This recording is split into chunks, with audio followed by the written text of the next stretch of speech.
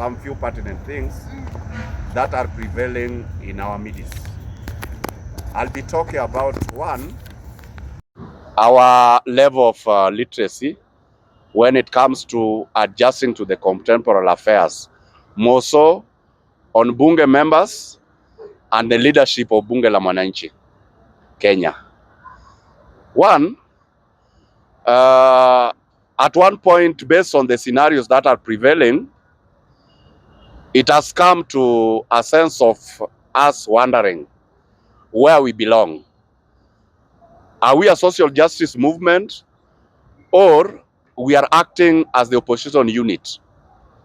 Why I'm saying that is because whenever we have visitors who are renowned in the society, that we are supposed to engage them to ratify our social setup, then you realize we engage them with questions that are supposed to be asked by the opposition unit. Like yesterday, we did have a candid conversation with the government spokesman, Dr. Isaac Mwaura, but it was not right because at one point a Bunge member is asking the budget allocations.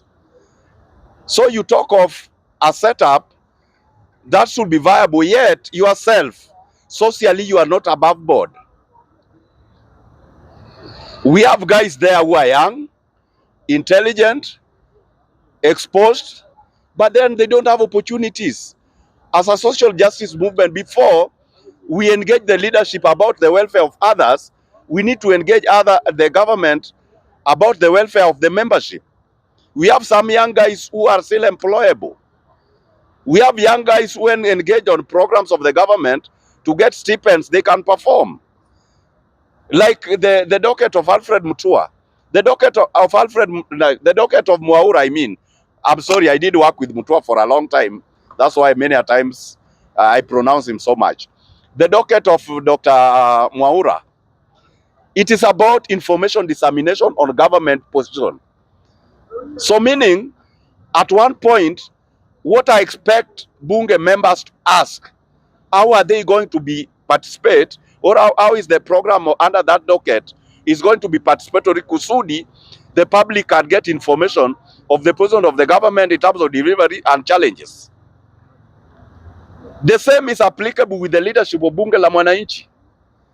You find a leader of Bunge La Mwananchi asking the government spokesman of what is happening in the national government, while that basic unit of Bunge La Mwananchi, they've done nothing. And that is what is calling for me to say, at one point, we are idiots. Being an idiot does not mean you've not gone to school.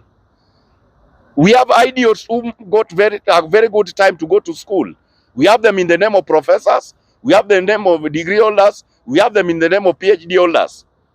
But how do you justify somebody's school to be an idiot?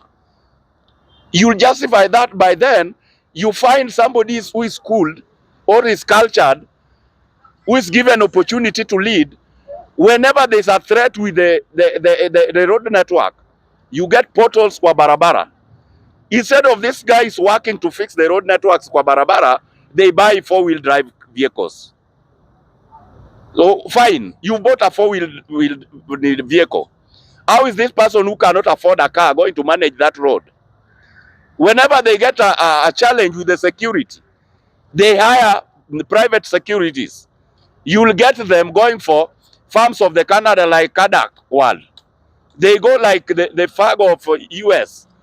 They go for G4S for UK to guard them. Who is not able to afford that? How is that person going to be secure? That one resonates well with the Bunge La Mwananchi leadership. Instead of them supporting the people of Bunge La Mwananchi, like now, the media fraternity has ensured National Bunge La Mwananchi has gone international. To an extent, it is forcing our leadership to be visiting Bunge La Mwananchi. And whenever they are engaging them, they don't even work a strategic plan. There's not a location for the media. They leave these people to come with their own media. And then the resident media we always have every day, at the end of the day, cannot even get a stipend like transport. Where are we going? That is what I'm saying to be stupid or idiotic. They need to work on, if somebody is a leader of Bunge La Mwananchi, they need to work on one, security of that place.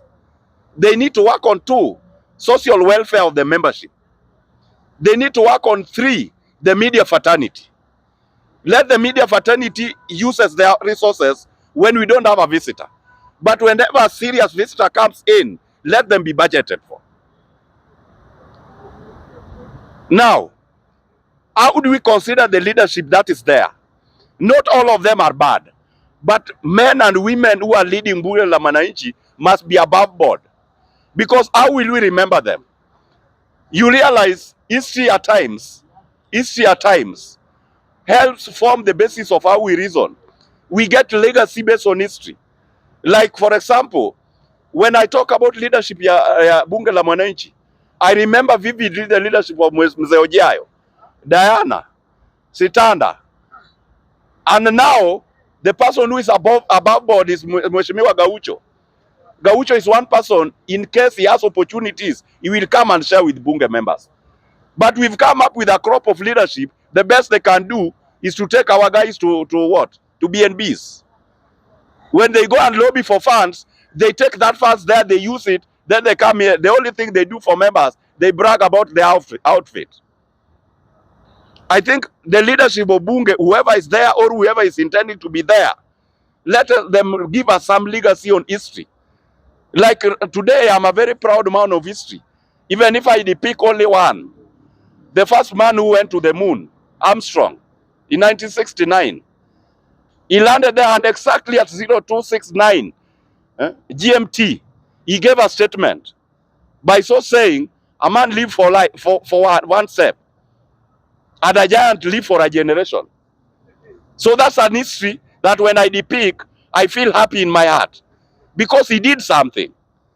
So history of Bunge La Mwananchi, the moment you've done something like the way Gaucho has done it, it is something worth mentioning. But if you've not done that, what scorecard do you use to share to talk to you? Let me come to the government leaders. On leadership of our government, I'm really proud of them. We did make a lot of noise here because the government officials are hibernating in their offices. The information that they have, they work out policies, sessional papers, they go to take to cabinet for approval. Thereafter, they are brought up for implementation. But then, whenever there are challenges, the public is making noise because they don't feel what the government is doing. In an event, they don't come out. Then it means a lie spoken several times, it becomes a reality. But now I thank God, it started by Mheshimiwa Mbadi. Then it came to Mheshimiwa Baraza. Then yesterday we had the government spokesman, Dr. Isaac. I'm very enlightened kwa sababu I just justify it with a phrase. Because you realize, if I add an egg hatches from inside, then there's life. When an egg hatches from outside, then there's no life, there's death. Ukivunja yai kutoka nje, hiyo mayai haisi kuwa na kitu. Lakini ikivunjika kutoka ndani, meaning mtoto ametoka, kuna maisha. So it means at this point in time, Mungu akipenda, Wakenya ambao wako positive on how the government works, watapata information because viongozi ambao wanatekeleza mambo ya serikali wametoka nje na wataelezea umma what is transpiring. At the end of the day, over the same, I've said Ruto's government is performing, and at the end of the day, by the end of next year, I think whoever is going to castigate Ruto's government is that's just one fellow who has personal vendetta. Because like I did challenge people yesterday, if you have a parasocial and agency of the government that is making noise and losses, come forward and explain. But at this point in time, even yesterday, you saw the CEO of KCB Group, Mr. Paul Kuruso, did give us an insight of a quarter financial report that KCB has made a profit out of the quarter report of this fiscal year at 16.5 billion, right from 16.48 billion, with an asset base increment of 2 trillion from 1.99 trillion. So basically, those are some of the indicators that the government is performing. So gentlemen, if at all we have to grow as a society, let us be positive and help one another. Because without doing that, it is like we are missing the point. And that one makes me see that as those who are cognizant of the root of government delivery, let us not be concerned or perplexed. Let's continue with the journey and let's propagate the gospel. It doesn't matter you are using what approach. Like Mahatma Gandhi did say, one of the great men from the Indian community from Gujarat, he did say one time that when he went for a service delivery, a sermon in his hometown in Gujarat, the person who was delivering the sermon read the books from Hindu's. He read the books from Hindu's guitar all through to the Jewish Torah, na akaelekea kwa Quran of the Islam, na akamalizia the Christian Bible. What does it matter? It didn't matter how many books that were read, but it only mattered that the word of the Lord was being preached. The gospel was being propagated. So, the denominators of the crusaders of the root of government, what matters to us is that we are articulating the right issues, and the government has the right trajectory, and at the end of the day, we're going to deliver. After that, the soul card is going to be evaluated. Then we shall have heard what is dear to our heart as a nation. Thank you very much. All right. And next,